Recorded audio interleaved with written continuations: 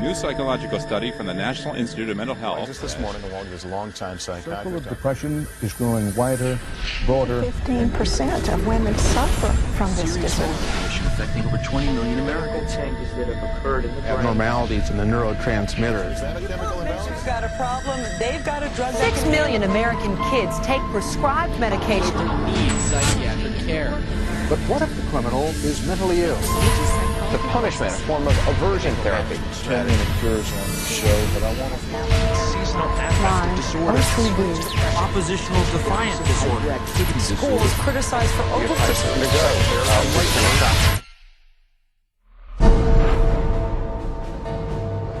Waar je ook kijkt, het is overal. Denk jij dat psychiatrie niets met jou te maken heeft? Denk nog maar eens. Het hele gebied van de psychiatrie zit in elk facet van jouw leven. They basically believe that everyone is mentally ill. You smoke too much, it's a disease. You're too unhappy, it's a disease. You're too thin, it's a disease. You're too fat, it's a disease. Where are these coming from? These are coming from the minds of psychiatrists that are dreaming these things up, writing papers and getting published with their names on it, creating these new diseases. First he said that I had ADD. Then he said that I was depressed. Then he said I might be bipolar, but I don't have ADD anymore. And he said, you know, I've been noticing you, and I wonder if you have it too. What they decided is that both my husband and my son had a chemical imbalance that needed to be corrected with a chemical balancer. There is not one shred of credible evidence that any respectable scientist would consider valid, demonstrating that anything that psychiatrists call mental illness are brain diseases or biochemical imbalances. It's all fraud. There's no reliability of diagnosis, and there is no science. It's just pseudoscience. It's pretend science. This is one of the most open secrets in all of America in the psychiatric field. That nothing is being done that's legitimate, and they're billing for it. Psychiaters claimen dat meer dan 1 miljard mensen van de wereldbevolking geestesziek zijn. In de laatste 30 jaar hebben zij aan 543 miljoen mensen psychiatrische medicatie voorgeschreven. En op dit moment drogeren ze 17 miljoen schoolkinderen met stimulerende middelen en antidepressiva. Toen ze onlangs werden gevraagd naar de wetenschappelijke onderbouwing van hun beroep, boden de psychiaters die bereid waren te spreken niets anders dan rechtvaardigingen. Psychiatric illness is not really illness. How do you evaluate if someone is cured or sick? Cure is certainly something we look forward to. We had no earthly idea how to accomplish. We're not good at causes. We don't know what causes mental illness. Dat heeft ze er niet van weerhouden zichzelf uit te roepen tot experts in geestelijke gezondheid en mensen tegen hun wil te behandelen. En de resultaten? This psychiatrist, man who's supposed to work to heal people, has done nothing but destroy this man's life, and in destroying his life, destroying the lives of all of his loved ones. Excuse me. They've damaged and ruined my son, and they've trapped him in a system. The way that they treated him and made him feel like he was worthless. Ryan was being kept dumb and high on Ritalin so that they could make $2,500 per month. He gave me Valium, and I got addicted to it. It wiped out my life. My life has been ruined. My joy has been stolen. She was laying there. She took two gasps of air and died right there in front of me. It is really tragic. It's awful. And it's being done for money. That's why it's being done. Oh, it's got to be in the billions. I don't know the exact number, but it's got to be in the billions. It's just unbelievable. This is so big that it boggles the mind. Neem het menselijk drama dat je zojuist hebt gezien en vermenigvuldig het miljoenen malen.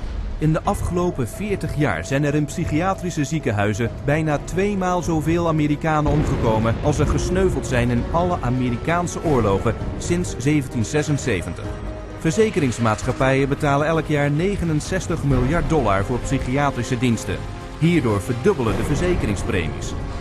Terwijl ze $2 biljoen per jaar binnenhalen, kunnen psychiaters niet één genezing bewerkstelligen. Moeilijk te geloven? Daar rekenen ze juist op. En zoals we u zullen laten zien, komen ze er vanaf het begin al op deze manier mee weg.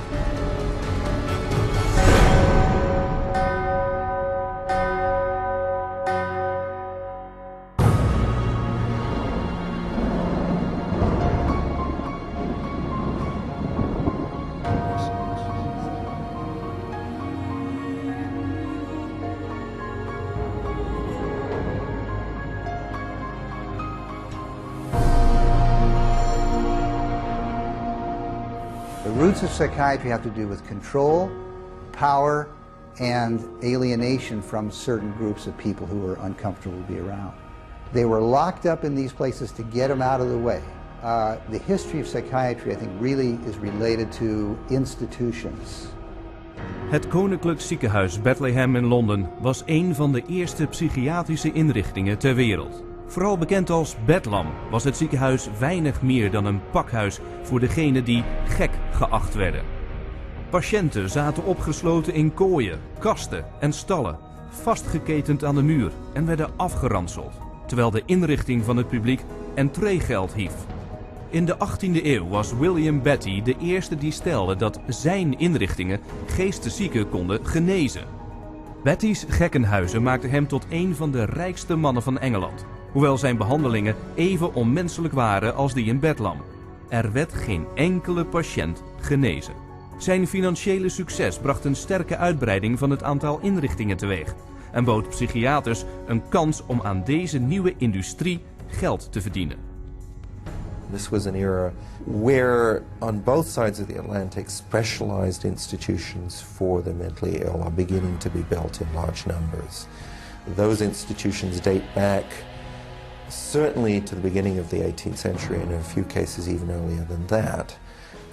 But the explosive growth of an asylum sector, of asylumdom as some historians have called it, is very much a 19th century phenomenon.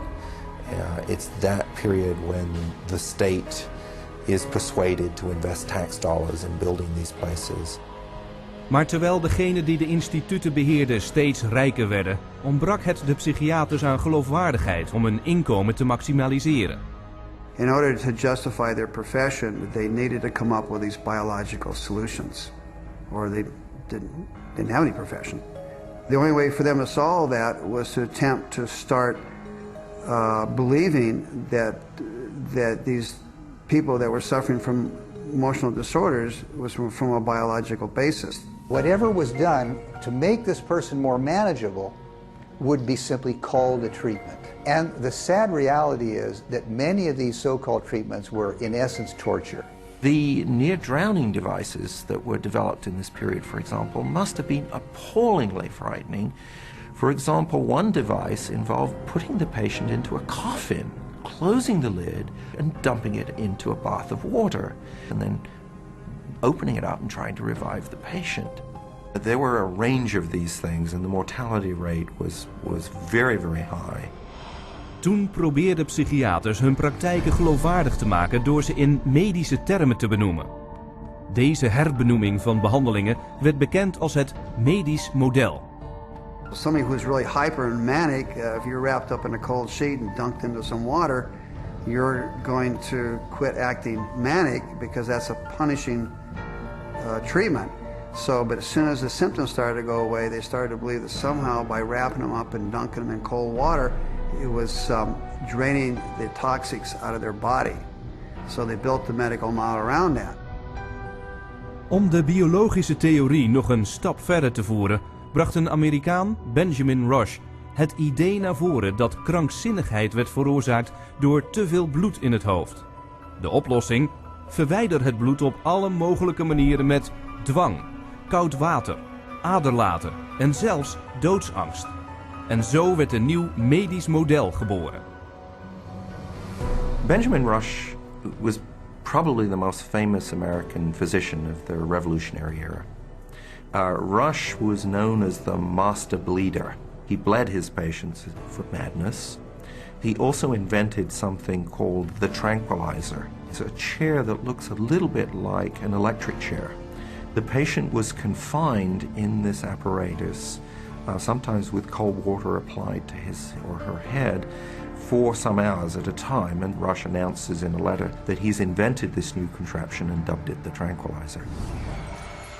De vaak dodelijke procedures van Rush werden gedetailleerd beschreven in zijn handboek uit 1812, dat nog 70 jaar als autoritaire bron voor de psychiatrie werd gezien.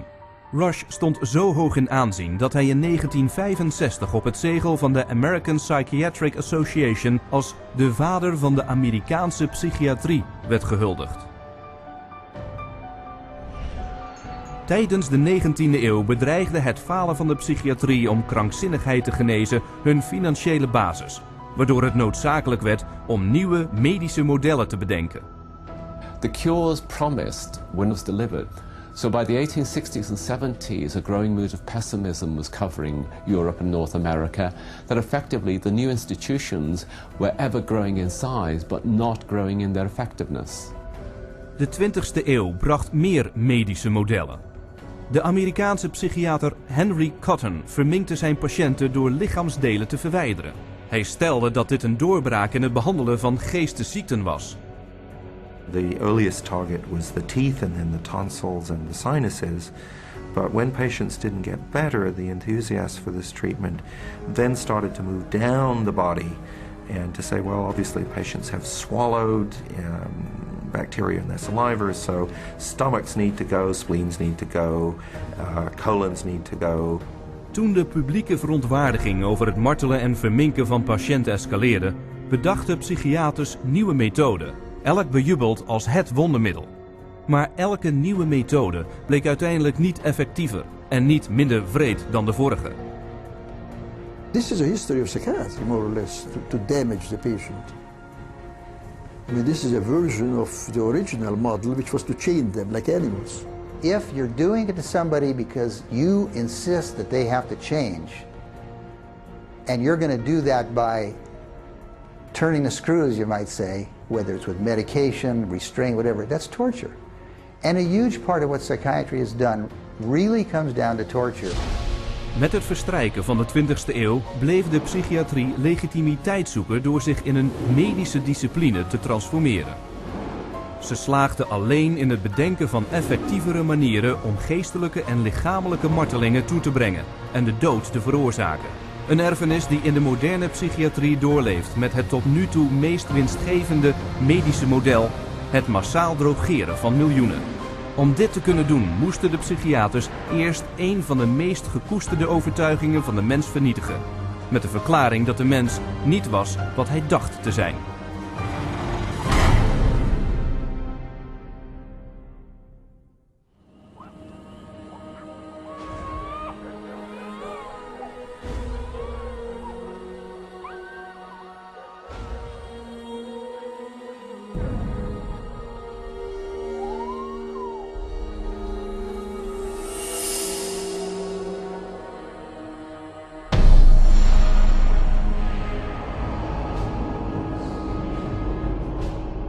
Universiteit van Leipzig, Duitsland, 1879. Professor Wilhelm Wundt experimenteert met de menselijke zintuigen. Wundt verklaart dat de gedachten van de mens, zijn persoonlijkheid en gedrag niets meer zijn dan chemische reacties in de hersenen. Wundt became frustrated with his inability to change behavior because he was dealing with the original, psychology. That's the psyche, that's the soul. He created a new science, which was based on man being an animal without a soul, to be trained. Not to be a thinker, but to be trained. Vanuit de hele wereld kwamen studenten bijeen om Wundts nieuwe definitie van de mens als zieloos organisme te bestuderen. De tijdgeest werd door de Duitse filosoof Friedrich Nietzsche samengevat. Gott ist tot. Gott bleibt tot. Wir haben ihn umgebracht. In navolging van Wundts theorie voerde een Rus, Ivan Pavlov, experimenten op dieren uit om methodes voor gedragsaanpassing te vinden. Pavlov studied in Wilhelm Wundt's laboratory in Leipzig, Germany, in the late 1800s. And he experimented with dogs, with electrodes and stimulus response, denying privileges to denying rewards. And he noticed that when you brought out some food in front of animals, dogs in particular, that they would begin to salivate. So he'd ring the bell at the same time that he brought the food out, and then eventually, instead of bringing the food out, he just rang the bell, and of course the dogs got all excited. He called that a conditioned reflex. Pavlovs eerste menselijke proefpersonen waren kinderen. Hij boorde gaten in hun wangen om hun speeksel te verzamelen en te meten. Pavlovian conditioning became one of the major foundations of a lot of behavioral science research in the 20th century. Het idee dat gedrag door herhaaldelijke conditionering kon worden gecontroleerd werd bekend als behaviorisme. The behaviorists believe that all children are animals and can be trained as animals. This was the view of behaviorists. As a matter of fact, John Watson, the most famous of the behaviorists, says that you have to treat human beings or look at human beings the way you would look at the ox you slaughter. See, the behavior is not interested in what's up in your head or your soul because they don't believe there is a soul. De opvolger van Watson, Harvard-psycholoog B.F. Skinner, geloofde dat elk gedrag gemanipuleerd kon worden om aan de wensen van de gedragspsycholoog te voldoen. Skinner developed what's called operant conditioning, where he was able to demonstrate you can change animal behavior by certain schedules of reinforcement, by giving them rewards at certain times, and then you can teach pigeons to play ping pong, for example, and you can teach rats to run mazes, and you can teach human beings to seek certain economic or societal rewards. Skinner could actually shape new behavior patterns, and this actually was the sort of thing he quite soon became very famous for. Zijn bekendste experiment was waarschijnlijk Skinner's box. He was designing the Skinner box, which is something like a big playpen, but everything in it's controlled. The temperature's controlled, the light's controlled, and so on. And the idea is then you present children with certain stimuli that you want them to learn to react to. Skinner isoleerde zijn dochter bijna een jaar lang in een box, vergelijkbaar met de boxen die hij voor ratten bouwde. The child was stimulated and had to respond in a certain way, like a chicken or a rat in a cage, because they firmly believe that children are animals. If you believe, though, that a child is a human being, you can't train him like a rat. Op dit moment wordt door het Amerikaanse National Institute of Mental Health jaarlijks ongeveer $40 miljoen aan belastinggeld voor psychologisch gedragsonderzoek uitgegeven. Sinds 1948 een totaal van $19 miljard. Met deze fondsen passen psychiaters dezelfde conditioneringstechnieken toe, zoals ontwikkeld door Pavlov, Watson en Skinner. Bijvoorbeeld een jeugdgevangenis waar kinderen op 270 volt batterijen worden aangesloten en in een procedure die aversietherapie wordt genoemd, schokken krijgen. Antoine was having a number of problems because he was up at a center that was shocking him every time he did anything. There was a button on a little, almost like a TV remote, that would be used and pushed. They will get an additional shock for trying to remove the electrode.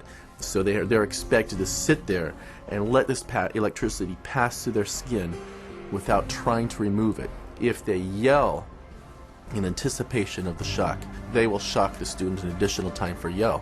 The cost to send a student to Judge Rottenberg from New York is about $214,000 per student. These students are tortured. They're given this electric shock therapy for no other reason but to inflict pain. Andere technieken betreffen het toepassen van elektrische schokken om seksuele afwijkingen te behandelen. Het zenden van krachtige magnetische impulsen door de schedel om hersenactiviteit te onderbreken en het sturen van hoge voltages door chirurgisch geïmplanteerde elektrodes om moeilijk gedrag te onderdrukken kosten tot $100.000 per patiënt. En terwijl deze wetenschap zonder ziel tot gedragsmodificerende technieken leiden die nog steeds miljarden voortbrengen voor onderzoek en behandelingen, werd ook de basis gelegd voor een andere psychiatrische beweging die de dood van miljoenen zou veroorzaken.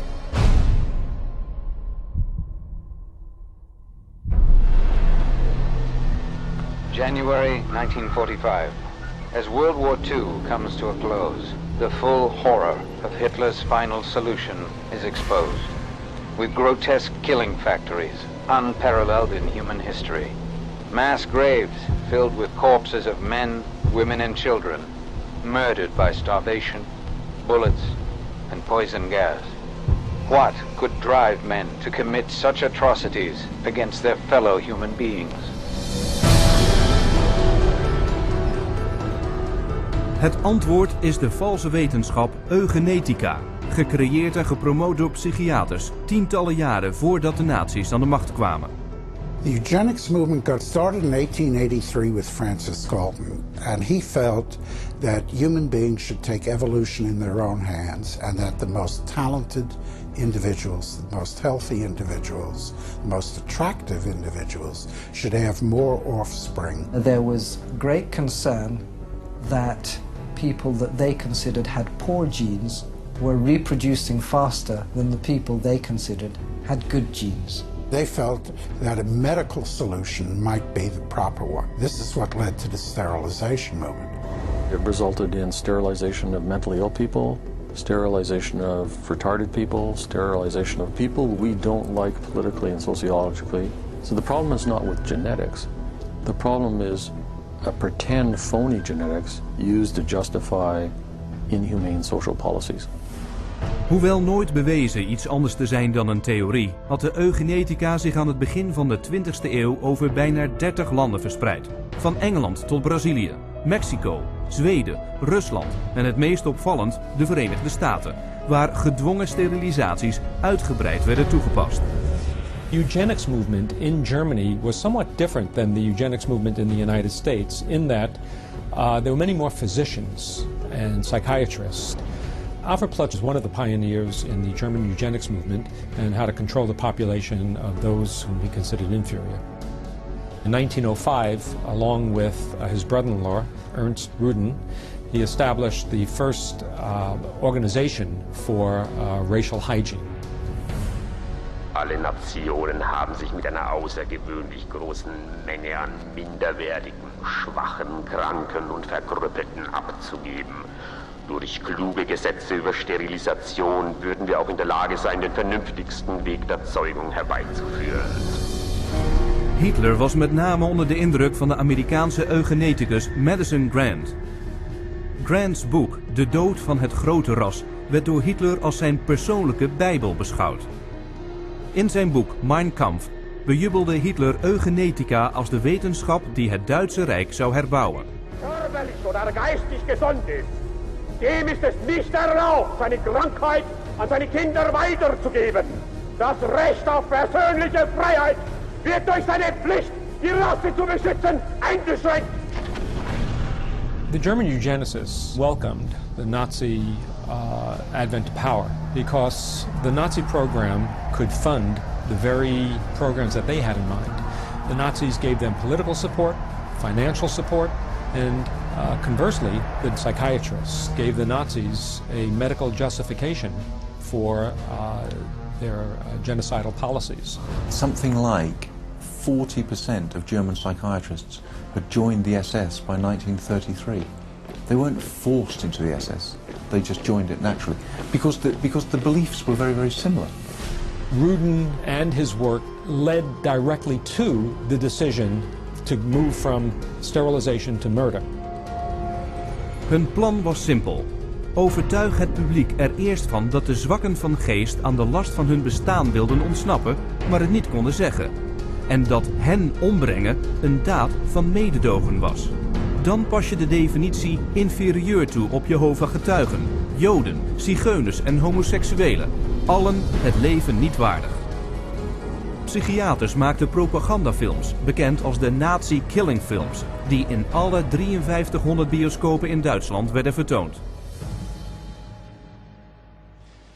Geisteskrankheit ist als ein Erdübel eine der größten Gefahren für die Volksgesundheit.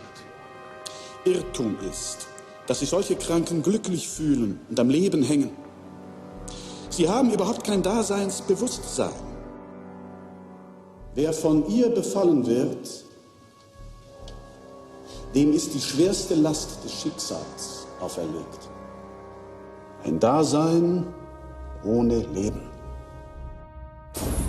It first started with passive violence, which is starvation, It then intensified to lethal injections, and finally it developed into systematic gassing and cremation. Hun hoofdkantoor was gevestigd in Berlijn onder de beruchte codenaam T4. T4 program was named after Tiergarten 4, which essentially resulted over a period of time in the murder of about 70,000 people who were deemed mentally retarded, emotionally distraught, or physically handicapped by the Germans. They were called life unworthy of living. Het moorden begon als experiment in psychiatrische inrichtingen door heel Duitsland en werd vervolgens overgeplaatst naar de concentratiekampen met hoge Duitse psychiaters als beulen. Paul Nietzsche, T4-directeur, verklaarde: Das Aussortieren in den Konzentrationslagern lief etwa genauso ab wie in den Nervenheilanstalten. Und mit selbigen Erfassungsbögen. 6 million Jews died in concentration camps and as a result of Nazi extermination policies. Rudin congratulated Hitler for making his, that is Rudin's 30-year dream, come true. Na de overgave van de nazi's werd een internationale rechtszaak georganiseerd om onder meer de psychiatrie voor haar oorlogsmisdaden te berechten. Maar Amerikaanse psychiaters die de genadeklap vreesden voor de toekomst van de psychiatrie bemoeiden zich ermee en schoven de schuld op een handvol Duitse psychiaters. There were some doctors who were prosecuted, but very few. Ernst Rudin returned to Switzerland at the end of the war. He did not serve any prison time. One of the strangest things of all about the legacy of Nazi science is that some of the nastiest psychiatric eugenicists at the end of the war went back to work either in Germany or sometimes in the United States.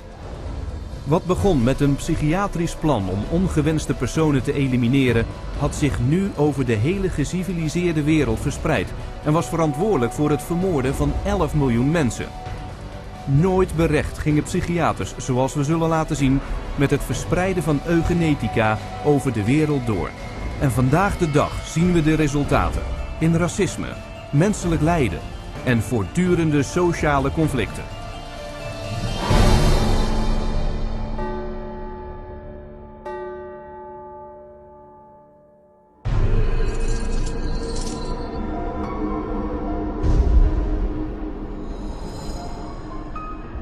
After World War II, a new eugenics was resurrected out of the bones and ashes of the old eugenics.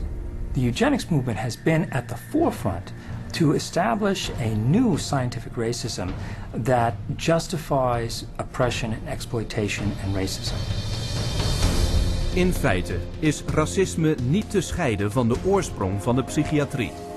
The entire history of psychiatry, beginning with scientific conclusions that were made in the 1830s, was an effort to prove the intellectual inferiority of African Americans. Benjamin Rush is the father of modern psychiatry. And he is the one that gave us the term nigritude.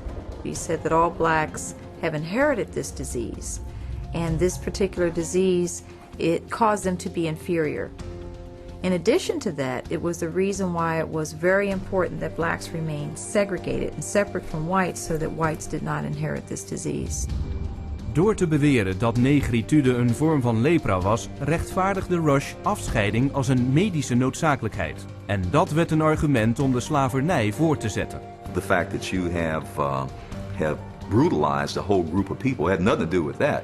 It had everything to do with some genetic link and that basically you were just a diseased person, so when a slave master wanted to get rid of a recalcitrant slave, they could just say, oh, well, they're suffering from this disease. Drapetomania, that is the name of the mental disorder that was contrived by Samuel Cartwright, who said that blacks have a mental disorder if they had a desire to run away from slavery. Running away became such a common problem that psychiatrists attempted to give that a disease. He says, but that's a cure for that. And the question was, well, what's the cure for that? Frequent whippings, frequent whippings. You'd be surprised how that disease clears up when the lash is put in place of their excuses. Nadat de slavernij was afgeschaft, bleef het psychiatrische racisme niet alleen bestaan, het werd heviger. Het American Journal of Psychiatry verklaarde officieel dat negers als afstammelingen van wilden en kannibalen slecht waren uitgerust voor een hogere beschaving, terwijl hun eugenetische valse wetenschap haar racistische activiteiten verhoogde. There is a clear and long and intimate connection between the eugenics movement and the Ku Klux Klan. Harry Laughlin, who was the Carnegie Institution's director of the Eugenics Record Office, had a close relationship to the Ku Klux Klan through the publication of a book called White America, which was written by a major Klan leader. So Laughlin wrote a glowing review of the book in the Eugenics News. And at the same time, you have the Ku Klux Klan using eugenics to justify their racist goals. Maar het psychiatrisch racisme was niet exclusief Amerikaans. Sommige van de ergste misstanden van de 20e eeuw vonden plaats in Zuid-Afrika, waar de regering dezelfde racistische theorieën en praktijken adopteerde die door Hitler waren gebruikt. Dat was geen toeval. De eerste minister had rond 1920 als psychologiestudent de eugenetica bestudeerd in het door nazi's beïnvloede Duitsland. Dr. Hendrik Verwoerd is regarded as the architect of apartheid. He saw South Africa as a divided state with whites, blacks and brown people living in totally separate areas, with black people having no rights whatsoever. Met de apartheid geïnstalleerd vestigden psychiaters door het hele land inrichtingen, die in feite niets meer dan werkkampen voor slaven waren.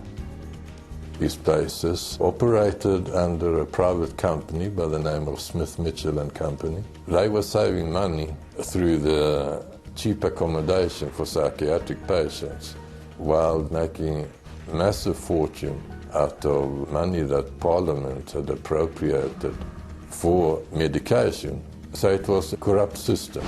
Toen deze operatie uiteindelijk werd onthuld, werd ontdekt dat er 67.000 gevangenen waren overleden, terwijl de psychiaters tegelijkertijd van de Zuid-Afrikaanse regering $117 miljoen aan subsidie hadden geïncasseerd. De Wereldgezondheidsorganisatie publiceerde een rapport dat stelde dat de psychiatrie racisme cultiveerde en dat apartheid een parallel had met het bezit en verhandelen van slaven. In 1971 zette psychiater Louis Jolly West in de Verenigde Staten het racistische erfgoed van de psychiatrie voort. Hij broedde een aversietherapie-experiment uit, dat het geweldcentrum werd genoemd. Zijn door de overheid betaalde plan het implanteren van elektroden in de hersenen van Afro-Amerikaanse en Latino-mannen om ze te shocken zodra ze gewelddadig gedrag vertoonden. En als dat niet werkte, ze chemisch te castreren met drugs. Toen het voorstel van West op publieke verontwaardiging stuitte, verdween het plan snel in de kast. Hoewel de voortdurende racistische theorieën van de psychiatrie afgezwakt werden, werden ze nooit gestopt. Psycholoog Richard Herrnstein was in 1994 medeschrijver van The Bell Curve. Dat claimde te bewijzen dat zwarten genetisch gehandicapt waren en daarom inferieur ten opzichte van blanken. The Bell Curve really argues a very old eugenics idea. It argues that people are born with different kinds of intellectual abilities, that these are inborn pretty much at birth. It goes back to the notion that somehow black people are genetically and biologically inferior to white people as a way to justify what was really its programs of social racism and social sexism. And you see that kind of thinking going on in public school testing and IQ testing and educational testing and tracking. And this new tool fit into that old mold. It was a new tool that could prove the intellectual inferiority of African Americans. The psychiatric profession has done great damage, certainly in the past, and far too many in the present too, to subvert democracy and perpetuate racial stereotypes, even more. Deep racism in society. We have to battle against this continual misinformation, disinformation, pseudoscience. It can be repackaged in whatever form or format it is. But if it is based solely upon the color of one's skin and then is the merit of that human being, I just reject it. En zo blijft de vlam van de haat branden. Aangewakkerd door valse wetenschappelijke leugens. Dit is het erfgoed van de psychiatrie. Een rechtvaardiging voor racisme en een voorwendsel voor politieke onderdrukking.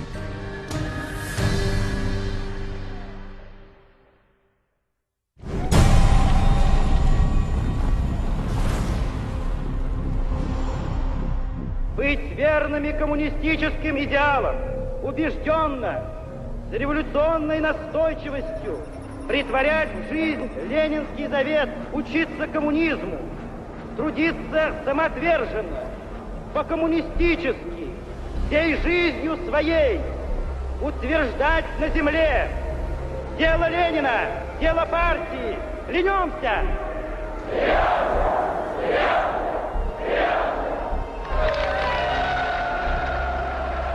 Het Sovjetregime eiste absolute trouw. Zij die de partijlijn niet volgden, werden als dissidenten beschouwd en als vijanden van de staat gelabeld. Een fluistering naar de geheime politie was voldoende om ze in een van de speciale psychiatrische ziekenhuizen te laten verdwijnen. Ondanks de risico's brachten deze zogenaamde dissidenten hun ideeën over vrijheid in praktijk. Я вел жизнь тайную, конспиративную. Никто не знал, что я это делаю. У меня была маленькая подпольная типография. И я стал делать листовки. Terwijl anderen zichzelf als trouwe Sovjetburgers beschouwden. Я, например, считал, уверенно считал, что я один из лучших советских людей. Когда уже даже меня арестовали и написали особо опасный государственный присуд, я рассмеялся. Я при нем, при этом же самом нынешнем генерале, рассмеялся. Он меня вызывает psichiatra na utro. Volgens Sovjet-psychiaters hadden ze allemaal last van inflexibiliteit in hun overtuigingen. Een symptoom van de nieuwe stoornis, slome schizofrenie. Вот когда добьешься, тогда я заем. Так до конца пей. Перепей, ну просто я буду с ним. Ребята, ну заставьте его. Давай пей.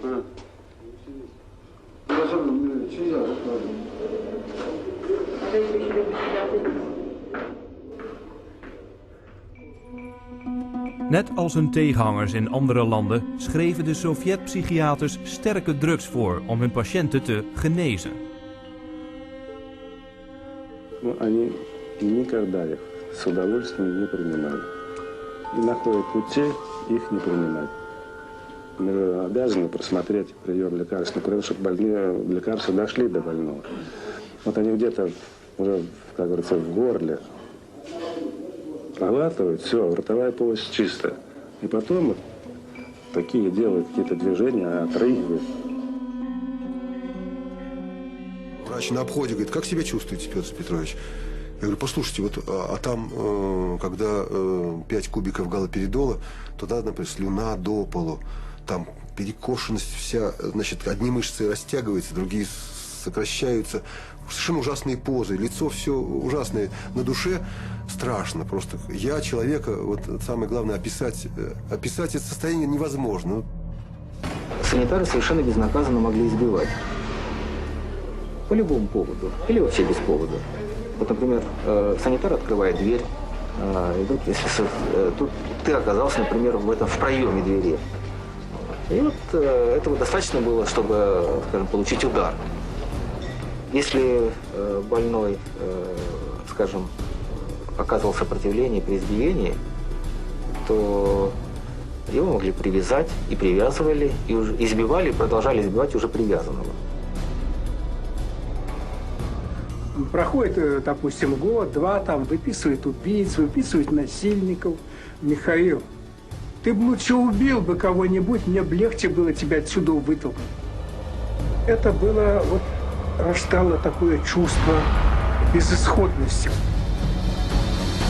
Tussen 1967 en 1987 arresteerde de Sovjetregering meer dan 2 miljoen mensen die, om politieke redenen, als geestesziek werden gediagnosticeerd en gedwongen werden om psychiatrische behandelingen te ondergaan. Zelfs vandaag de dag blijft de psychiatrie voor regeringen over de hele wereld het dwangmiddel naar keuze. What we've learned is that in Gitmo or Guantanamo Bay, that we had teams of healthcare professionals called the biscuit teams, behavioral scientists, psychologists, working with the military to advise them on how far you could push a prisoner. There are abuses that have been documented around the world. We have healthcare professionals who have committed potentially acts of treason within their medical ethics. And there's nobody supervising that. There's nobody making them stand accountable to their medical ethics. Maar psychiaters hebben lichamelijke en geestelijke martelingen nooit exclusief voor politieke gevangenen gereserveerd. Door de geschiedenis heen hebben ze het opnieuw verpakt en aan het publiek als therapie verkocht.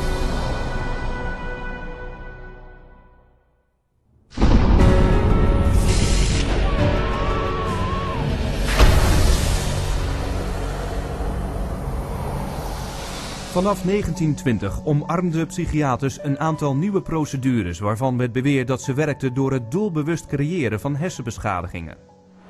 Manfred Sackel had this notion that he could kill just the bad brain cells, that somehow we have good brain cells, we have bad brain cells. So if you give people enough insulin, you kill those bad brain cells, and if the person survived this epilepsy, they would be better off for it.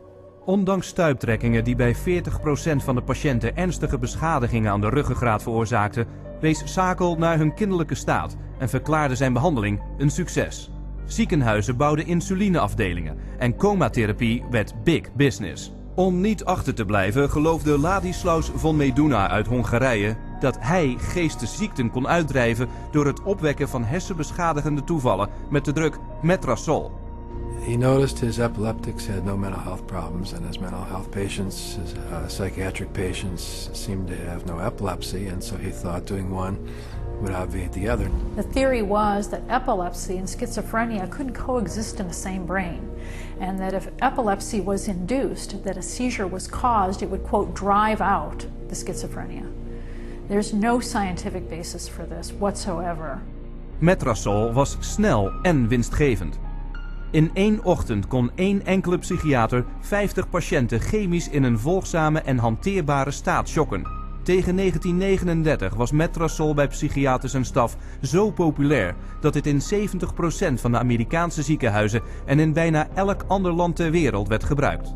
Het financiële succes van insuline en metrazol was dé motor achter de ontwikkeling van een nog winstgevender methode om hersenbeschadigende stuiptrekkingen op te wekken. How is electric shock therapy done? We use these electrodes. We place them on the patient's head like this. And then by means of this machine, we pass a controlled electric current through the brain, just for a fraction of a second. The patient doesn't feel it. Het verhaal achter dit wondermiddel begon in een slachthuis in Rome.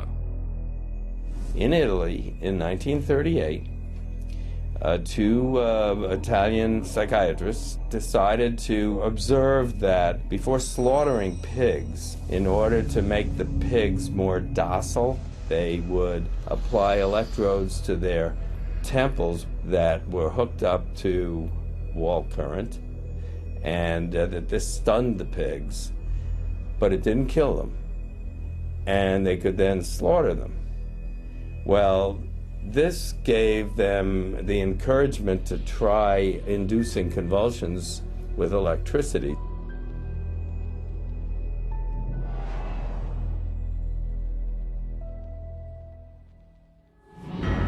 We would see teeth falling out, broken spines, bones knocked out of joint, broken bones, and people even getting internal organ damage from being restrained while they were having these uncontrolled writhing seizures, convulsions.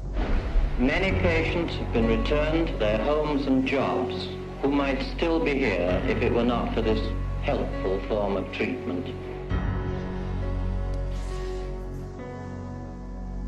Nadat ze hersenbeschadigingen met succes als genezing hadden verkocht, zochten psychiaters naar nog preciezere methoden met de hersenen als doelwit.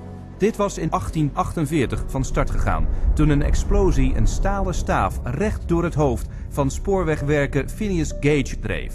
Hoewel Gage overleefde, was zijn persoonlijkheid dramatisch veranderd. De Portugese neuroloog Egas Moniz trachtte 70 jaar later dezelfde resultaten te verkrijgen door in de schedel van een patiënt te boren en pure alcohol rechtstreeks in de hersenen te spuiten, waarbij het hersenweefsel van de frontale lobben afstierf. Moniz noemde deze nieuwe procedure een lobotomie. Dr. Walter J. Freeman zou de meest beruchte uitvoerder van de lobotomie worden. Hij ontdekte dat het sneller kon, zonder de noodzaak om door de schedel heen te moeten boren. There was no anesthesia. And he would just lift up the eye and stick nothing more than an ice pick right into the brain, right under the orbital bone. And then just rake the thing back and forth until he was satisfied that he had caused enough disruption of brain tissue, and then pull it out. Freeman reisde in zijn lobotomobiel het land door. Op het podium of soms gewoon in zijn auto hakte hij de hersenen van zijn patiënten uit elkaar. And he would pull up and offer lobotomies to people, get referrals from the local doctors, or sometimes people didn't even go through doctors. They'd go right to the lobotomobile, and he would just do the brain damaging procedure right there. Tegen de tijd dat zijn chirurgische privileges waren ingetrokken, nadat zijn laatste patiënt op de operatietafel was overleden, had Freeman meer dan 3500 lobotomieën uitgevoerd of er toezicht op gehouden. Waarbij, zoals hij zelf toegaf, meer dan 25% van zijn patiënten als kastplant achterbleef. They lobotomized 1 million people in the 40s and the 50s and beginning of the 60s until they came to the conclusion that this was a destructive treatment. Maar hoewel de verhalen over wondermiddelen snel als hersenbeschadigende fraude waren ontmaskerd, bleven psychiaters 1 stap voor in het uitvinden van nieuwe vormen van psychochirurgie, die voor medische vooruitgang doorgingen. I completely shuddered from head to toe. And that's what I heard in my head when he drilled something in my brain. Northwest, actually, of the centre hole. Sorry, I had to do that. Yeah, why did you have to do that? I went, oh, funny, and Did you? my head all shook inside. Oh dear. Oh, my head shook inside. Yes, all right. Everything shook, the eyes, everything, the teeth. Oh, that's one one. That was grievous bodily harm done to my brain. And nobody has the right anyway to play God with somebody's brain. The whole operation took about 8.5 hours, and they kept me awake for every second of it, and I remember every second of it. And I still remember it to this day because I have this operation every day of my life. Whether I like it or not, I have it. Psychiaters proberen de voordelen van de lobotomie nog steeds aan de man te brengen. Een behandeling die ze jaarlijks $31 miljoen oplevert. Maar in de nadagen van de bezoedelde reputatie van de lobotomie waren de psychiaters er snel bij om de elektroshock opnieuw voor het voetlicht te brengen. Ze noemen het nu elektroconvulsietherapie. Ze geven de patiënten nu een verdoving om hun kreten te smoren en spierverslappers om de pijnlijke stuiptrekkingen niet te hoeven aanzien. The main misconception that people have about ECT is that it's new and improved. The new and improved refers strictly to these cosmetic improvements because, in fact, they make it easier on the witnesses. The person isn't shaking all over the table. They're paralyzed now. It isn't new, it isn't improved, it is worse. Every 10 years or so there tends to be, first of all, a denial that it causes any harm. Secondly, an acknowledgement that it might have caused harm, but here's a whole new approach, and now this one is blameless, without any research to back it up. The ECT machine can produce anywhere from 50 to 400 volts. It's the kind of energy that we use for industrial machinery that might be in a steel mill or a printing press, some large piece of machinery. It's an extraordinary amount of energy and it causes a great deal of damage. Terwijl de verhalen van gevangenen die met elektrische schokken mishandeld worden breed worden gepubliceerd, is de hoeveelheid elektriciteit die psychiaters voor ECT gebruiken tot 33 keer hoger. En deze schade wordt meestal aan de meest kwetsbaren toegebracht. 2/3 van degenen die elektroshocks krijgen zijn vrouwen met diagnoses als premenstrueel syndroom, menopauzestoornis of postnatale depressie. De helft van de elektroshockpatiënten zijn ouderen. Wanneer ze op 65-jarige leeftijd eenmaal voor de ziektekostenverzekering van de overheid in aanmerking komen, krijgen 360% meer Amerikaanse senioren ECT dan op 64-jarige leeftijd. En waar leidt dit allemaal naartoe? 40.000 doden en ontelbare anderen zo beschadigd dat ze geen hoop hebben om ooit weer een normaal leven te krijgen. Met slechts $12 aan elektriciteit verdienen psychiaters in de Verenigde Staten alleen al $5 miljard. Maar het volgende wondermiddel dat door psychiaters aan hun arsenaal is toegevoegd, bezorgde ze meer geld dan ooit tevoren. Want het was sneller, goedkoper en kon iedere man, vrouw en kind in een levenslange patiënt veranderen.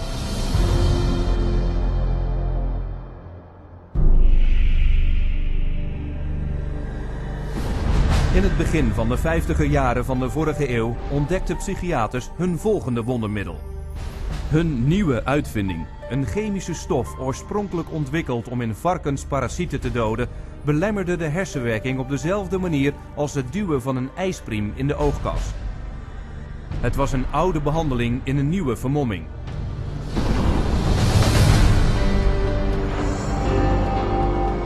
With the advent of these new tranquilizing drugs, it seems not too much to say that we're on the verge of an entirely new era in the treatment of mental illness. De Canadese psychiater Heinz Lehmann noemde het een chemische lobotomie en beschreef thorazine als een simpel in te nemen pil met dezelfde effecten als psychochirurgie, maar dan zonder de rommel. Thorazine provided psychiatry with the entry into mainstream medicine. It had its magic bullet. If I'm a psychiatrist and I have to spend an hour talking to someone in psychotherapy, there's only so much I can charge for that hour. But if I can come in, give you a pill, and send you back out in 15 minutes or 10 minutes, that's a much more efficient use of my time monetarily. Wat de psychiaters het publiek niet vertelden was dat thorazine een kreupelmakende neurologische conditie kan veroorzaken die tardieve dyskinesie wordt genoemd. And that's a neurological syndrome where you have muscle twitches, abnormal jerks, which are uncontrolled, and they either last for a long time or sometimes they're permanent.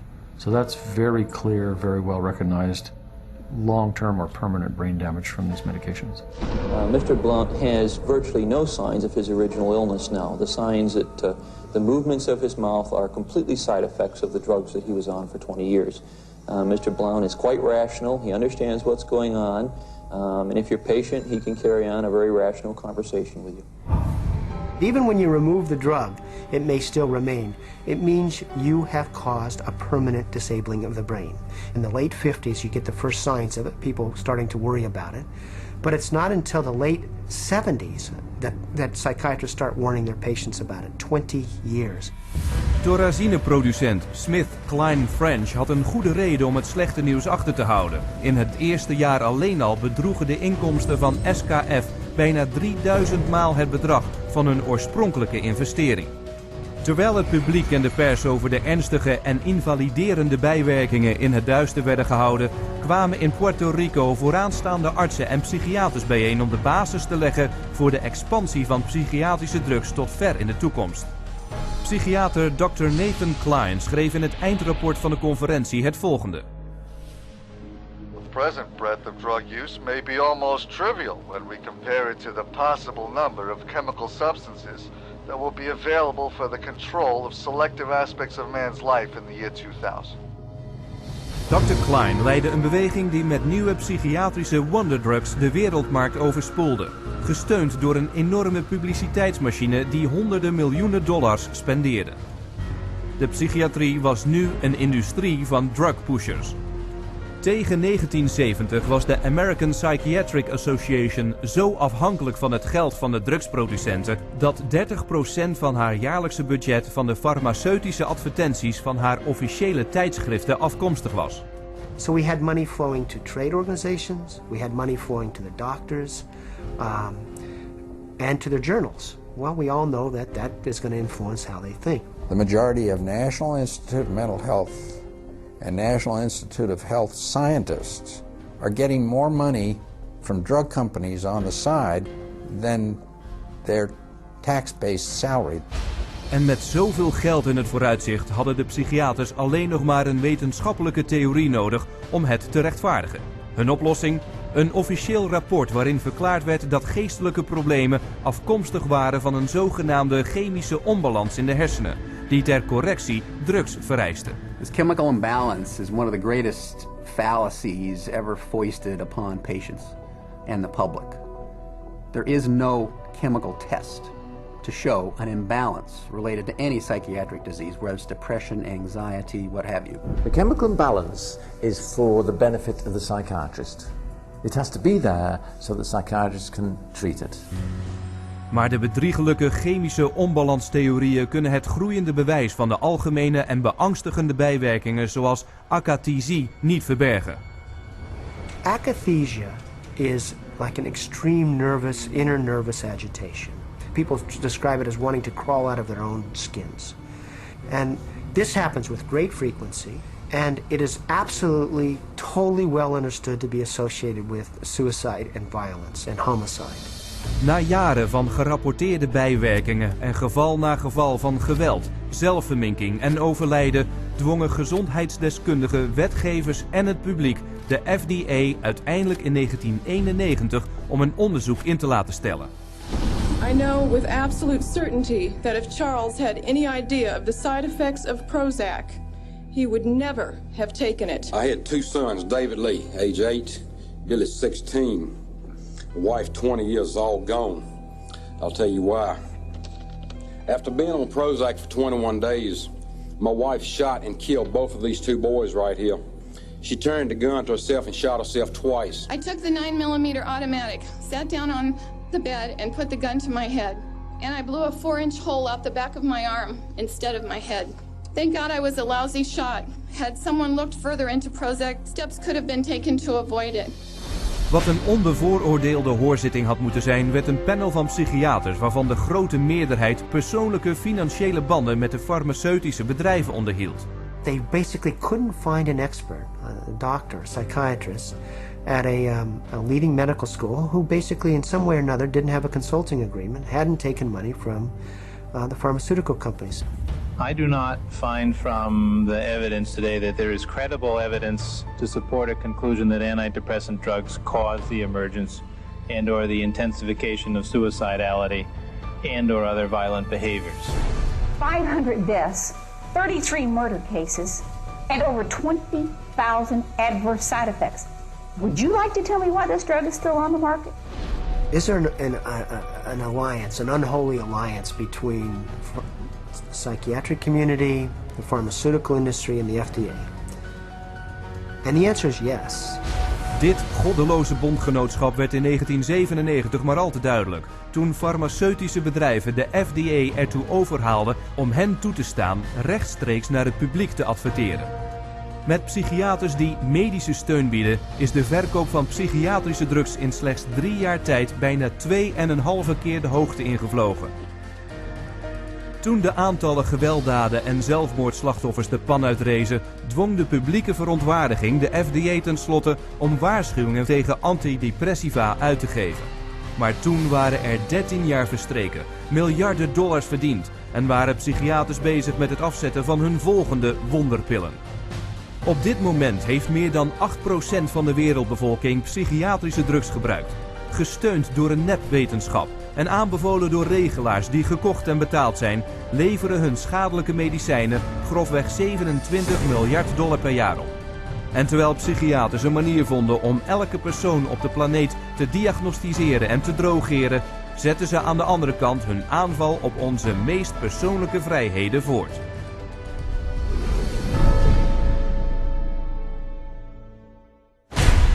Psychiaters eisen het absolute recht om vast te stellen wat het beste is voor de zogenaamde geesteszieken.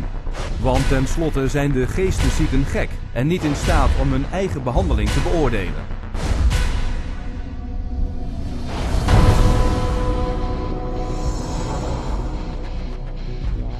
Om hun autoriteit over andere kracht bij te zetten en hun inrichtingen tot een winstgevend niveau gevuld te houden, gebruiken psychiaters een methode die gedwongen opname wordt genoemd. When you go to a real doctor, say a family doctor or a cardiologist, a patient always has the right to refuse treatment. So there is no such thing as involuntary treatment when it comes to clinical medicine as practiced by real doctors. Psychiatrists, of course, believe that people can be treated against their will. Psychiater Winfred Overholser presenteerde in 1956 een plan aan het congres dat bedoeld was om gedwongen opname naar een heel nieuw niveau te tillen.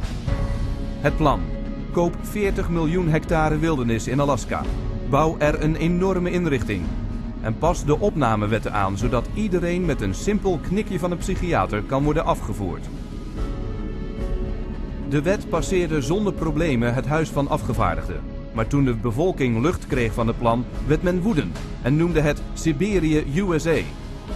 In de Senaat sneuvelde de wet snel. Maar terwijl het sneuvelen van de Siberië-wet een streep door hun grootschalige plannen trok, bleef gedwongen opname nog steeds de meest effectieve en winstgevende methode om psychiatrische inrichtingen te vullen. Again, the person has committed no crime and has no trial and is sent directly to a mental hospital, which is really a prison. How many people go to an insane asylum and say, please lock me up? Doctors don't lock up anybody. Psychiatrists lock you up. Zelfs kinderen kunnen bij hun ouders worden weggehaald, met weinig wettelijke beroepsmogelijkheden. They just invaded our home. They came in with officers. Our kids were scared. You know, they come in with pieces of paper and say, you're giving us your kids. And it's like, you know, how can they just come in and do that? She said, you could be arrested for medical neglect.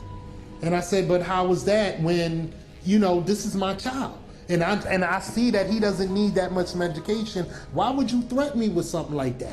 At 10 p.m., 2 policemen and 2 social workers came to my house and took all 4 of my kids away. Eenmaal opgenomen in psychiatrische ziekenhuizen worden patiënten gedrogeerd en opgesloten. The more a person objects, the more this objection is construed as symptom of a mental illness. At which point the person would be locked up in restraints. There would be the ankle, the knee, the waist, the head, the wrist, and the shoulder restraints. And if when that process was happening, if there was almost any resistance at all, the person then would be medicated to a point where they would almost be knocked out. We had one case where they actually took a patient in a seclusion room and beat him up. Then they lied about it to the services that investigated. So it's a pretty wide range of abuse issues that we've encountered. De psychiatrische staf provoceert zijn patiënten tot geweld, zodat ze voor elke vastgebonden patiënt bij de verzekeringsmaatschappijen claims tot wel $1.600 per dag kunnen indienen. A patient would resist diagnosis, resist treatment, and also want to leave treatment while they were at the hospital. And invariably, every time, that person's situation would be exacerbated until they were put in constraints and medicated, at which point there would be documented reasons to keep that person in treatment. De last van zulke claims wordt rechtstreeks aan de bevolking doorberekend in de vorm van omhoogvliegende ziektekostenpremies.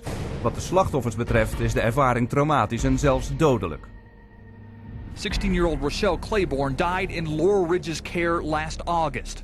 The state report shows during the restraint, quote, Rochelle stated several times she could not breathe. In almost all respects, the staff behaved appropriately, followed the standards. Door misbruik van zwakke of vage wetten in zaken vrijheidsbeperkende maatregelen worden psychiaters en hun staf bijna nooit strafrechtelijk verantwoordelijk gesteld voor bedreiging, mishandeling en moord.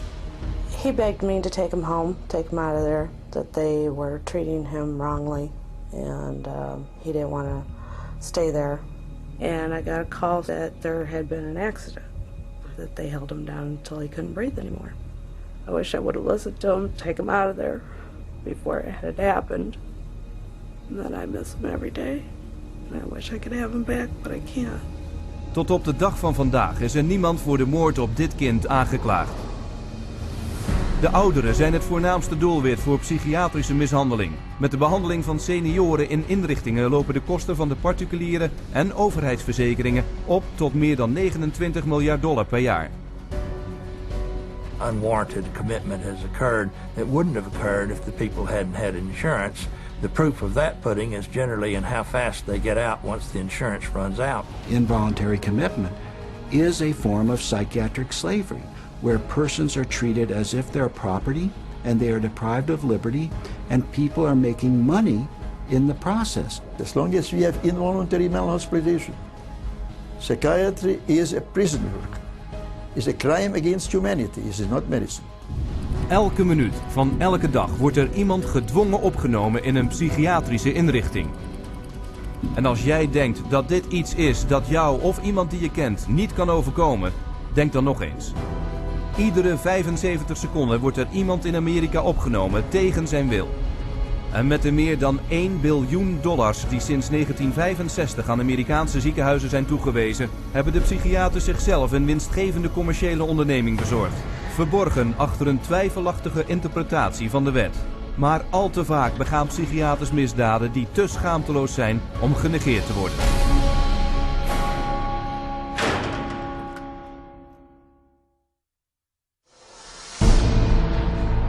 The FBI has raided the headquarters of one of the nation's largest operators of psychiatric hospitals. Hundreds complained of overbilling, misdiagnosed conditions, and insurance fraud. Investigators say they found more than 5,000 similar cases in all 50 states. Psychiatrists clearly are getting rich. Psychiatrists traded drugs for sex, filed false insurance claims, and exploited patients sexually. We have uncovered some of the most elaborate, aggressive, creative, deceptive, immoral, and illegal schemes being used to fill empty hospital beds with insured and paying patients.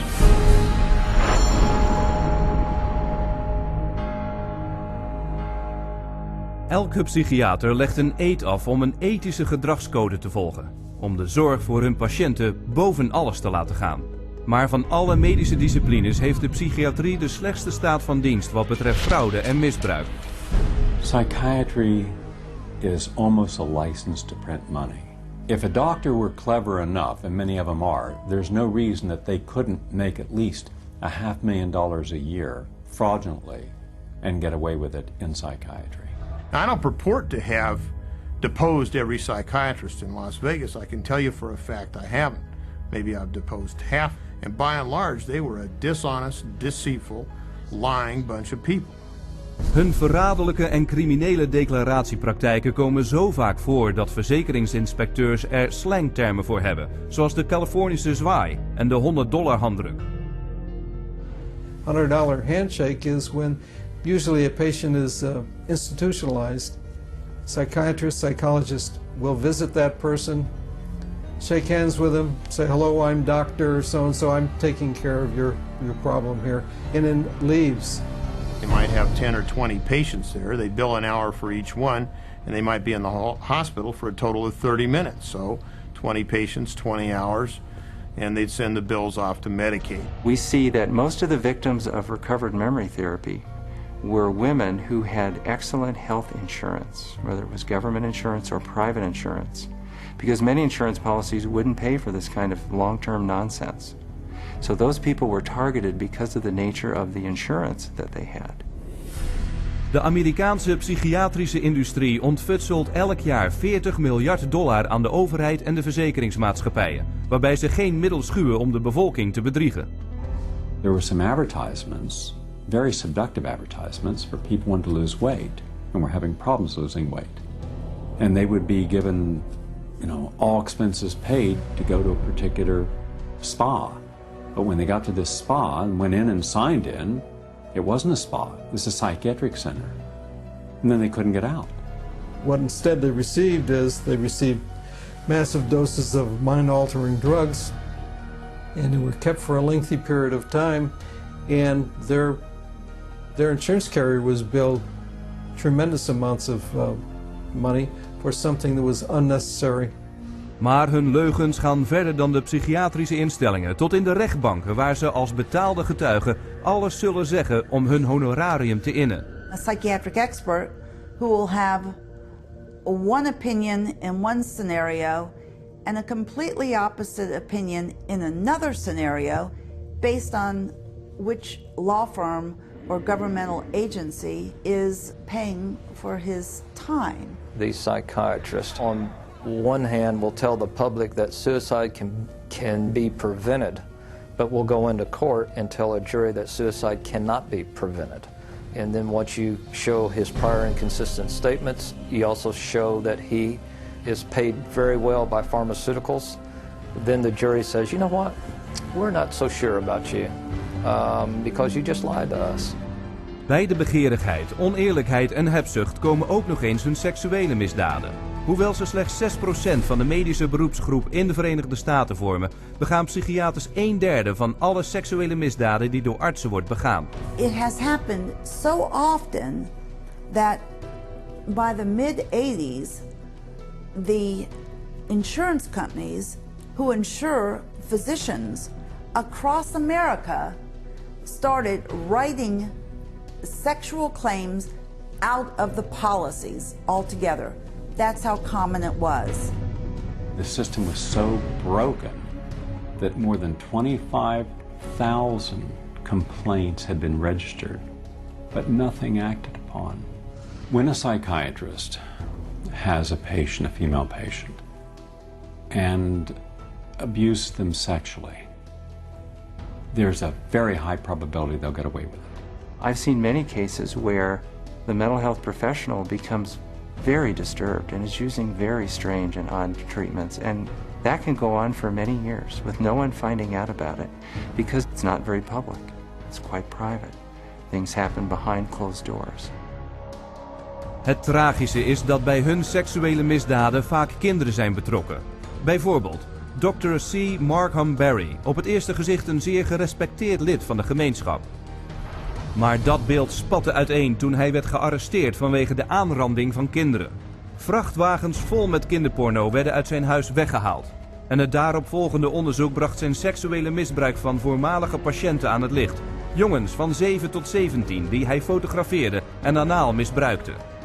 Dat alles als onderdeel van wat het OM bestempelde als 50 jaar van Barry's buitensporige, niet ontdekte seksuele uitspattingen met kinderen. Dit is geen op zichzelf staand incident. Het is de zorgvuldig gemaskeerde aard van de leden van deze beroepsgroep. In elke stad, elke staat, elk land zul je psychiaters vinden die verkrachten, aanranden, moorden en fraude plegen. En zoals je zult zien is de hele geloofwaardigheid van de psychiatrie gebaseerd op de grootste fraude van allemaal.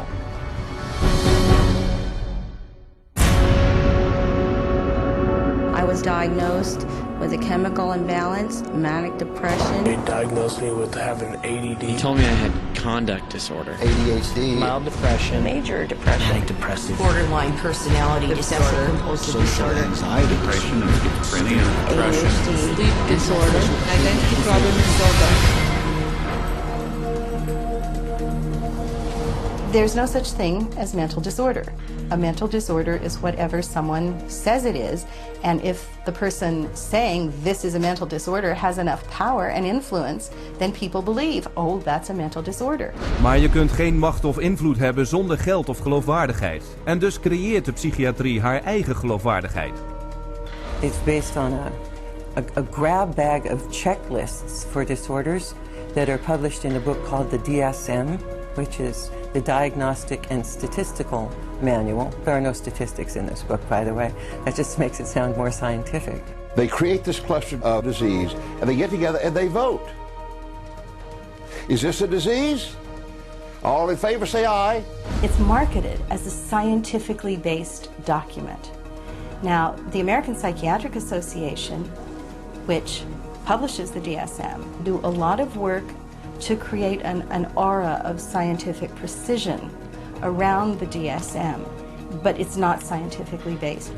Sinds de eerste editie van de DSM is het aantal geestelijke stoornissen dat na een stemming in het diagnostisch handboek is opgenomen, toegenomen tot 374. En met elke nieuwe stoornis creëren psychiaters weer een nieuwe manier om de mensen te bedriegen. If you have 27 ways to bill in the DSM, that's 27 ways to bill. If you have 300, that's 300 ways to bill. So you can pretty much find anyone walking on the street that could fit into a DSM somehow. When you build insurance companies, you can't say the word. You've got to send in a number. And they have numbers for the most ridiculous things. You know, like arguing with your mother or peeing in the bed. Adolescent rebellion disorder is an official psychiatric diagnosis. Arithmetic learning disorder is an official psychiatric diagnosis. General anxiety disorder is a recent diagnosis. For each one, there is a 5-digit code with a decimal point. Now, the implication of that is if I have illness 403.16, that's different in some important and scientifically proven way from someone who has 403.17. And nothing could be further from the truth. Hoewel ze de DSM aan de wereld als wetenschappelijk feit presenteren, is het verbazingwekkend hoe gemakkelijk psychiaters hun totale gebrek aan wetenschap toegeven. We have no diagnostic reliable markers for almost any illness there is in the DSM. What we're testing for in psychiatry, it's hard to say because there's nothing specifically. But as far as a test that's clinically useful, basically we're not there yet. We don't have any laboratory tests that we can use to determine whether somebody does or doesn't have a mental illness. There are no good biological tests for detecting mental illness. There is no test, there's no biopsy you can do. There is no chemical test right now. There are no specific tests to confirm the diagnosis or show the improvement, like any blood tests or any x-rays or anything like that. Oh, in my practice I don't do any tests. I just speak with people and listen to them, and then I make a decision in what kind of illness. Deze diagnoses zijn net zo verschillend als de psychiaters die ze maken. In dit filmpje met de verborgen camera ging een persoon naar verschillende psychiaters en klaagde daarbij over dezelfde symptomen.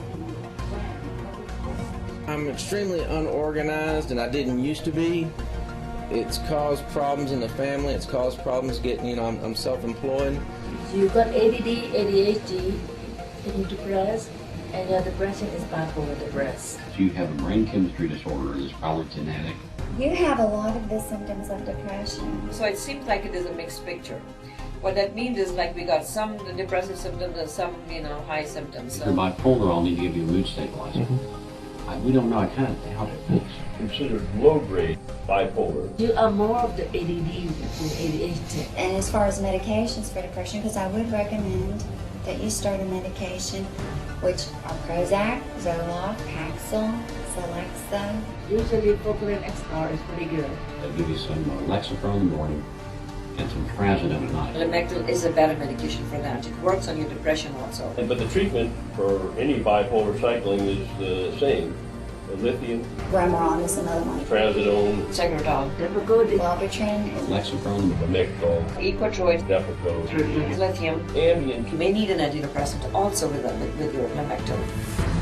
We don't know if I give you a medication if it is going to work or not. To a certain degree, it's trial and error. You never know if it's the right drug.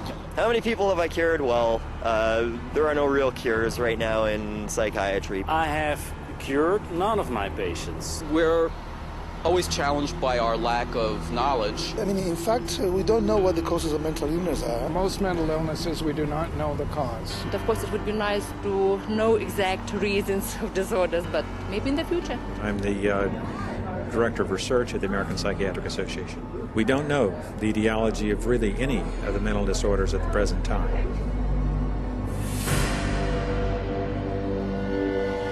DSM-5 is coming out. It's grown to 10 times its original size, and it labels everybody. I could find 5 diagnoses that would fit you or anybody else. Vergelijk dit met de onderzoeksmethodes van de pathologie. Een echte wetenschap die door het gebruik van een grote verscheidenheid aan precieze diagnostische tests echte ziektes ontdekt. We do millions of laboratory tests as well as the structural examination and the microscopic examination. It's a whole series of applied scientific procedures. In the case of psychiatry, there isn't any laboratory tool that can precisely identify a psychiatric disease and allow it to be classified. It's not as if there's some study of tissue or some study of the body or some study of matter. These are all categories which are made up. They're simply made up. They don't exist in nature. They're decided upon by psychiatrists and voted on. Psychiaters zijn niet de enigen die profijt hebben van de DSM.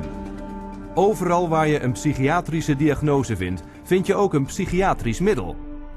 The pharmaceutical corporations now contribute enormous sums of money for the education of psychiatric residents and for the support of research by their professors, so that psychiatry today has become in America, has become very largely learning which drug to use with which disease or disorder.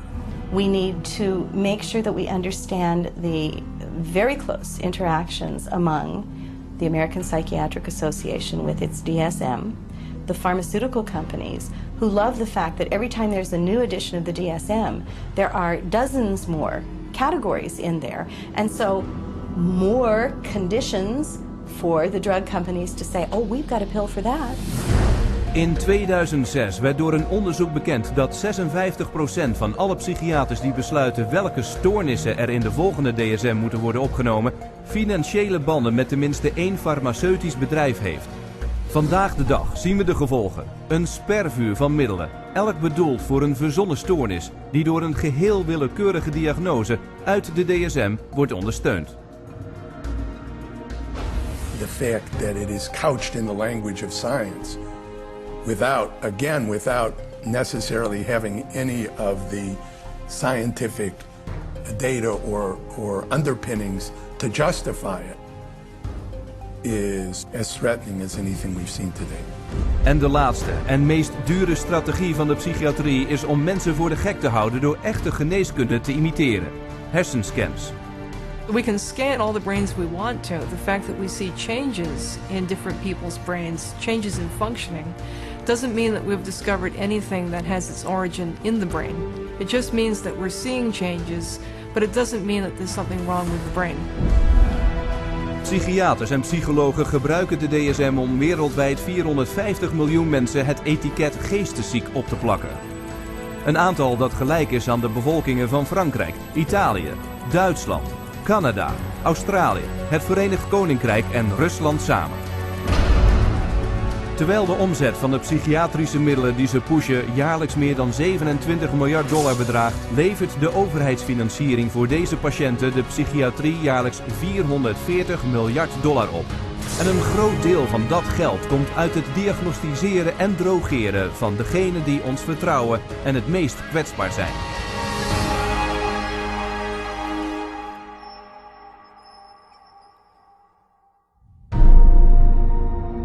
We have swallowed all manner of poisonous certainties fed us by our parents and school teachers. If the race is to be freed from its crippling burden of good and evil, it must be psychiatrists who take the original responsibility.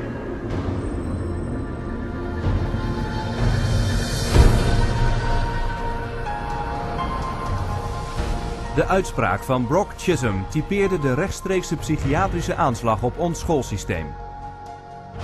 They actually said the purpose was social control. Not to pass on knowledge. Not to give him something so that he can go into the world of work.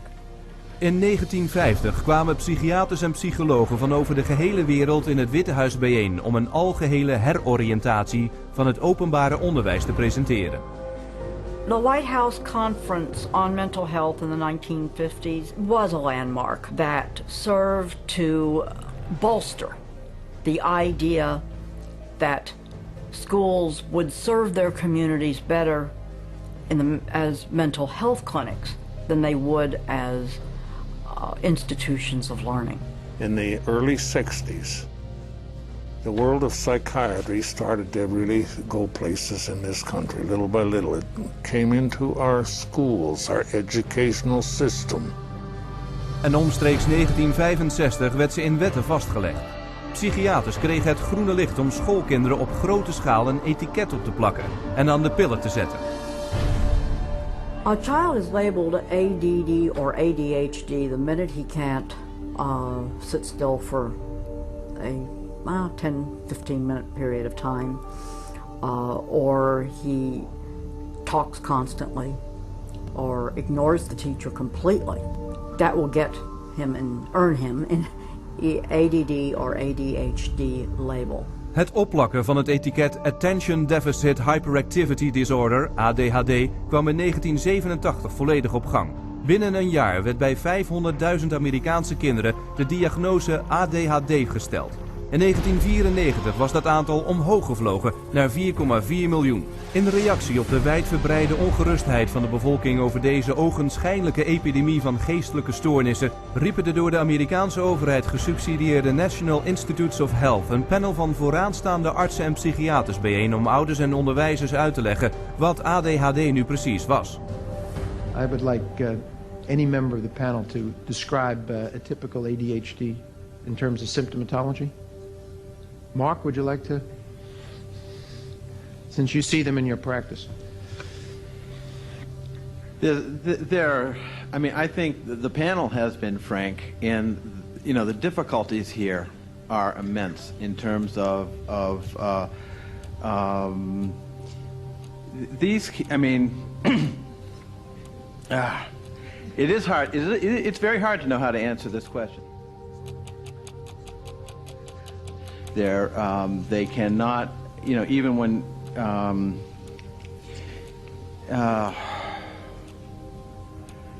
They are as if driven by a motive. There are some good clinical descriptions.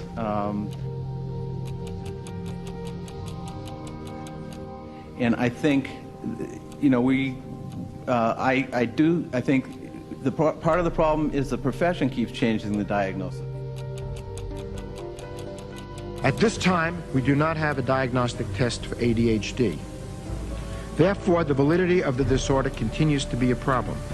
Maar deze schokkende bekentenis hield schoolpsychiaters niet tegen. 2 jaar later was het aantal Amerikaanse leerlingen dat de diagnose ADHD had gekregen omhoog geschoten naar 6 miljoen. Vandaag de dag zijn er wereldwijd 20 miljoen kinderen die het etiket van een of andere leerstoornis opgeplakt hebben gekregen. Een diagnose die vaak binnen een paar minuten wordt gesteld. We would sit behind a two-way mirror along with the parents.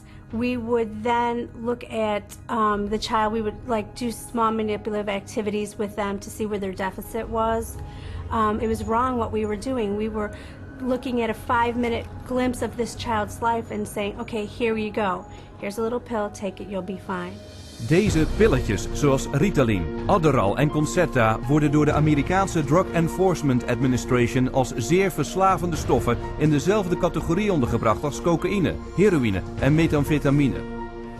When I was on the Ritalin, it made me just feel like totally different, like I wasn't even who I was. I was, flipping out, was twitching, going crazy. I felt like I was out of it all the time, like I wasn't there, I wasn't human. You're just a zombie, pretty much. You do what you can just to get by and just don't do anything extra. My mother never teased me, but she thought I really had ADHD and it was wrong, and I had something wrong with me. So I thought she'd feel bad and feel sorry for me if I died, but then again, I thought that she would miss me a lot, and I also love her a little more than I wanted to kill myself. And so I stopped when I realized that. De overvloed aan medicijnen op recept heeft voor kinderen een nieuwe bron van inkomsten gecreëerd. Het verkopen van hun medicatie aan hun schoolvriendjes. It's called kitty cocaine. They take the Ritalin and they just repackage it and they sell it on campus to the kids. Because it's like speed. I figured if I was gonna do drugs, I might as well make it worth it.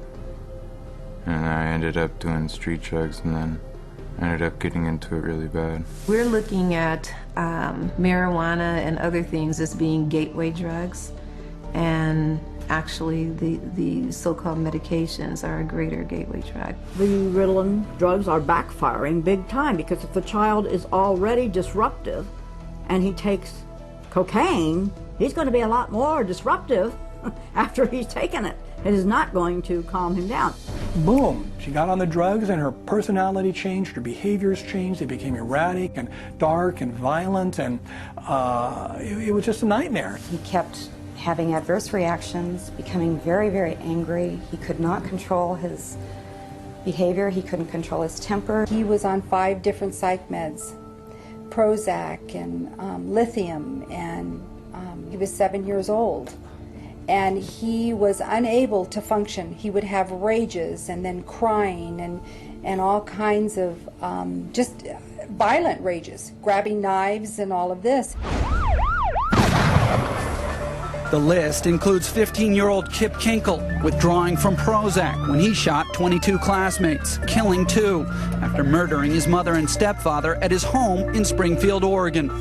18-year-old Jason Hoffman on Effexor and Celexa when he opened fire at his California high school, wounding 5. 15-year-old Sean Cooper on a mix of antidepressants when he shot students in Idaho. And 17-year-old Eric Harris on Luvars when he and partner Dylan Klebold killed 12 classmates and a teacher in the bloodiest school massacre yet, Columbine. Dit alles werpt een schaduw over de werkelijke reden waarom kinderen in de eerste plaats naar school gaan. Om een opleiding te volgen. Sinds 1970 zijn de Verenigde Staten op de wereldlijst van schoolprestaties van de 9e naar de 28e plaats gedaald.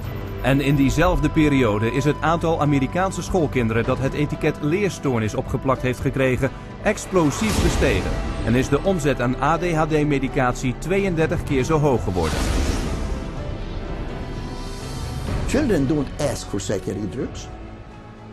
Children don't ask to be diagnosed. They don't want to be called crazy. So you ask the classic Roman question, legal question, cui bono, who benefits? The people who make the diagnosis.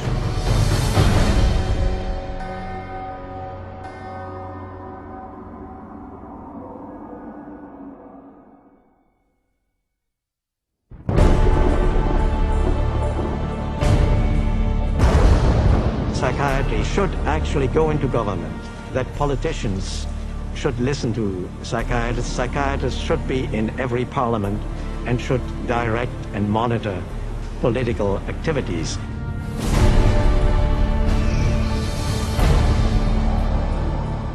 In iets meer dan een eeuw tijd heeft de psychiatrie op wereldwijde schaal de samenleving geïnfiltreerd. En dat is geen toeval. People aren't aware that in 1940 a prominent British psychiatrist, Colonel J.R. Rees, addressed the National Council on Mental Hygiene and set the agenda for psychiatry for the next 60 years. Since then, psychiatrists have been given authority in nearly every sector of our society, with tragic results. We must aim to make it permeate every educational activity in our national life. Public life, politics and industry, should all of them be within our sphere of influence. We have made a useful attack upon a number of professions. The two easiest of them, naturally, are the teaching profession and the church. The most difficult are law and medicine. Psychiater G. Brock Chisholm, collega van Rees, medeoprichter van de World Federation for Mental Health, breidde het psychiatrische plan later uit. To achieve world government, it is necessary to remove from the minds of men their individualism, loyalty to family traditions, national patriotism and religious dogmas. Om hun allesomvattende plan te verwezenlijken, overtuigden Amerikaanse psychiaters het Amerikaanse congres ervan dat geestesziekten een nationale bedreiging vormden. En dat alleen zij deze met een enorme toename aan financiën konden oplossen. En zo begonnen de massale Amerikaanse overheidsuitgaven voor psychiatrisch onderzoek, die van $1 miljoen per jaar in 1946 zijn toegenomen tot $1,4 miljard vandaag de dag. Een toename van meer dan 139.000%. En terwijl de invloed van de psychiatrie zich over Amerika verspreidde, verspreidde ze zich ook over de wereld. Achter elke wereldcrisis ontdek je de activiteiten van de psychiatrie. Voorbeeld. De Servische psychiater Jovan Raskovic, die de etnische zuivering van Kroaten en moslims eiste vanwege zijn stellige geloof in hun raciale inferioriteit. Het gevolg. Bosnië in de jaren 90, waar Raskovics collega, psychiater Radovan Karadzic en minister-president Slobodan Milosevic concentratiekampen vestigden. Waar opnieuw massale marteling en verkrachting van en moord op onschuldige mensen plaatsvonden. Een militaire psychiater legde uit hoe het gebeurde. C'est très difficile tuer millions de personnes. C'est très difficile, techniquement difficile. Les Allemands étaient bons techniciens et ils pouvaient seulement 6 millions de Juifs exterminer. Ils massacrent, par exemple, 100 ou 200 de personnes, ou violent 100 femmes et 100 jeunes filles, pour que les autres sont effrayés et échappent. Alors vous avez le terrain pur. Met de 100 jaar oude conditionering van Pavlov gecombineerd met moderne mind control technieken kunnen psychiaters en psychologen normale mensen en zelfs kinderen in massamoordenaars veranderen. You could train them to use firearms indiscriminately. You could train them to shoot people with very little feeling or thought. You could train them to use abusive and brutalizing procedures in order to obtain information with no hesitancy, with no concern. Zo worden terroristen gemaakt. Na 11 september werd Osama Bin Laden bestempeld tot het meesterbrein achter de aanvallen. Maar de erkende vertrouwensman en commandant van Al-Qaeda is Ayman al-Zawahiri. In psychologie en farmacologie onderwezen aan de Universiteit van Cairo. En schrijver van het Al-Qaeda trainingshandboek over het gebruik van psychiatrie als dwangmiddel. En voor het regisseren van de terroristische aanslagen in Madrid verliet Abu Hafiza, een andere Al-Qaeda-agent in het veld, zich op dezelfde technieken om mensen geestelijk te manipuleren. You can implant memories. Memories are potent sources of motivated behavior. If you implant enough memories of specific kinds, you can shape and change the nature of human thinking and feelings. And it was thought to be a kind of ultimate weapon because what greater weapon could there be than control of the human mind? You can control minds and you can move people around, particularly when you control their lives. It's easier to control their minds. When we look at psychiatry and psychology, social control is the primary agenda. En dat agendapunt wordt op dit moment over de gehele wereld uitgevoerd. Via campagnes voor het screenen van geestelijke gezondheid onder onschuldig klinkende namen als Teen Screen. The national government is actually encouraging it and wanting to test every single kid in our public school system. All children are put under this kind of a test for psychiatric evaluation.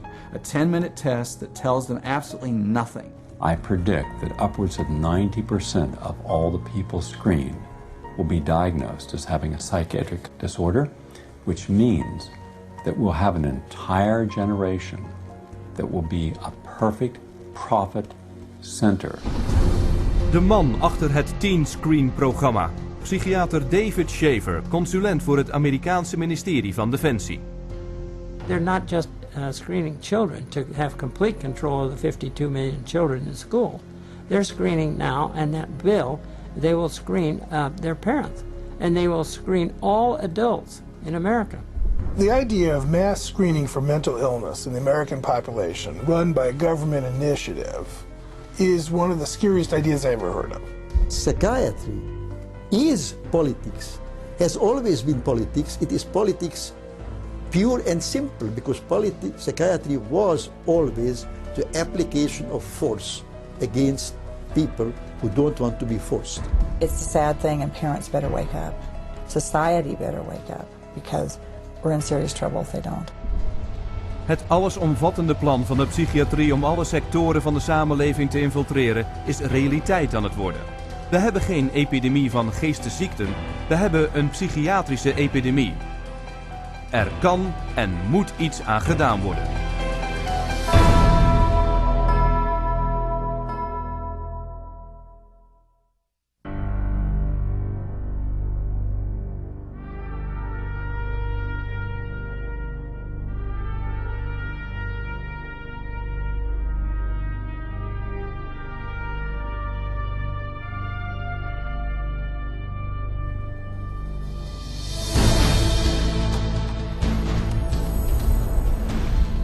Opgericht in 1969 door de Scientology-kerk, de Citizens Commission on Human Rights onderzoekt en onthult psychiatrische schendingen van mensenrechten. Vanuit hun internationale hoofdkwartier in Los Angeles, Californië, documenteert CCHR de opdringerige en vernietigende praktijken van de psychiatrie en publiceert de bevindingen en maakt ze zo beschikbaar in 15 talen. Meer dan 8 miljoen exemplaren zijn uitgegeven aan professionals in de gezondheidszorg, regeringsambtenaren, onderwijzers en bedrijfsleiders over de gehele wereld. Het hoofdkwartier is ook de plek van de wereldberoemde tentoonstelling Psychiatrie, een industrie van de dood. Met als middelpunt 14 documentaire films laat deze ultramoderne tentoonstelling de geschiedenis van de psychiatrie zien. Vanaf het begin waar de geesteszieken als dieren in kooien gestopt werden, tot het hedendaagse drogeren van mensen in grote hoeveelheden, als de genezing voor verzonnen geestelijke stoornissen. Rondreizende versies van de tentoonstelling bezoeken honderden steden op 5 continenten, om op die manier honderdduizenden bezoekers de duistere waarheid achter de psychiatrie zelf te laten ontdekken. Wat vandaag een wereldwijde mensenrechtenbeweging is, begon meer dan 30 jaar geleden met een gevecht voor de vrijheid van 1 persoon, Victor Ghiori, onder dwang afgevoerd naar een psychiatrisch ziekenhuis in Pennsylvania. He was interviewed by a psychiatrist who said, "I can't understand a word this man is saying. He's incoherent. Obviously a paranoid schizophrenic. Commit him," which they did. Now, he wasn't babbling incoherently, he was speaking Hungarian. We filed a lawsuit against the hospital. In the middle of the case, the doctor, who was the head of the hospital, stands up and he says, "We want nothing more to do with Victor Ghiori." De vrijlating van Victor Ghiori was de eerste van de duizenden zaken waar CCHR in de hele wereld bij hielp. CCHR challenged involuntary commitment laws throughout the United States and internationally, and what we found was that people were being incarcerated without any legal rights. They had no right to an attorney. They could be drugged, shocked, lobotomized without their consent. Voorbeeld: Australië 1977, waar CCHR een psychiatrisch gebruik met de naam deep sleep behandeling aan de kaak stelde. Patients were being knocked unconscious with a cocktail of barbiturates and other psychiatric drugs, and they were being subjected to electroshock treatment daily, sometimes twice daily, without their knowledge. Deep sleep treatment had led to 48 deaths. Het was CCHR die het onderzocht, naar buiten bracht en meer dan 10 jaar vocht om de deep sleep behandeling uit te bannen. In Zuid-Afrika heeft CCHR psychiatrische werkkampen onthuld waar psychiatrische patiënten werden vastgehouden en gemarteld en vervolgens werden uitgebuit als slavenarbeider. In Italië heeft CCHR samengewerkt met wetgevers en de media en invallen in psychiatrische ziekenhuizen gedaan waar de omstandigheden barbaars waren. En CCHR heeft hun deuren gesloten gekregen. In Japan onthulde CCHR de financiële misdaden van de psychiaters en de ziekenhuizen die de overheid en de belastingbetaler bestolen. De schuldigen werden berecht en de ziekenhuizen gesloten. En in de Verenigde Staten heeft CCHR $1 miljard fraude in de grootste keten van particuliere geestelijke gezondheidsfaciliteiten blootgelegd. 600 federale agenten deden invallen in 20 staten. Een heleboel mensen werden voor het gerecht gedaagd, miljoenen aan boetes opgelegd en de hele keten van corrupte ziekenhuizen ging bankroet en werd permanent gesloten. En achter elke publieke waarschuwing voor psychiatrische middelen die je op dit moment tegenkomt, zit CCHR. CCHR has documented the side effects of these drugs, has taken evidence to the FDA, has gone to Congress, has obtained congressional hearings. It took 13 years before the FDA finally admitted that those drugs can cause suicide and issued black box warnings. We got 9 state laws passed. Following that, it was the introduction of the Child Medication Safety Act in 2004. Alleen al in de afgelopen 3 jaar zijn er meer dan 50 internationale waarschuwingen van medicijnenregulerende instanties geweest die de gevaren van psychiatrische middelen onthullen. History has told us every workable method that could be used to help people who are seriously disturbed, who do need some sort of treatment, has been suppressed and smashed by the vested interests of psychiatry and the pharmaceutical industry. The public's largely been getting their information from the industry that benefits on putting them on psychiatric drugs.